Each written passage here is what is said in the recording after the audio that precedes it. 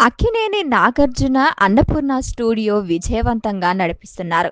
ఇటీవలే రాజమౌళి అతిథిగా పిలిపించిన డార్పీ certified post ప్రొడక్షన్‌ను ప్రారంభించారు.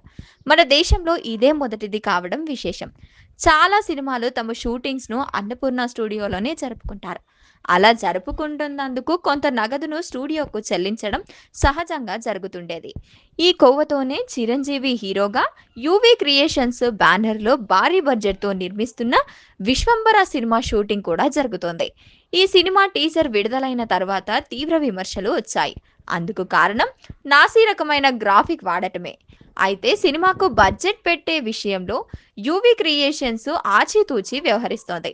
300 కోట్ల బడ్జెట్ అంటూ వార్తలు రావడం చిరంజీవికి అంత మార్కెట్ ఉందా? లేదా?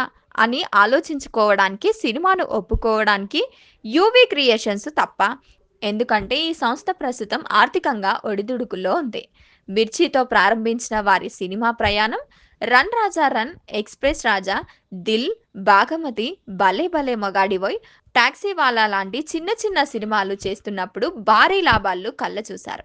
ఎప్పుడైతే 'సాహో', 'రాధేశ్యామ్' లాంటి భారీ సినిమాలకు వెళ్ళిందో అప్పటి నుంచి నష్టాలను మూటగట్టుకుంటోంది.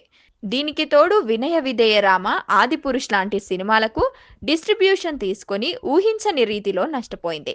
చిరంజీవి 'విశ్వంబర' సినిమాకు రూ. 4 ఖర్చు చేయాల్సిన చోట కేవలం రూ. 1తోనే సరిపెడుతున్నారని, సంస్థ పనితీరుపై చిరంజీవి కూడా అసంతృప్తిగా ఉన్నారని వార్తలు వస్తున్నాయి.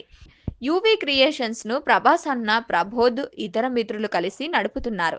'విశ్వంబర' షూటింగు ఎక్కువ భాగం అన్నపూర్ణ స్టూడియోలోనే జరిగింది.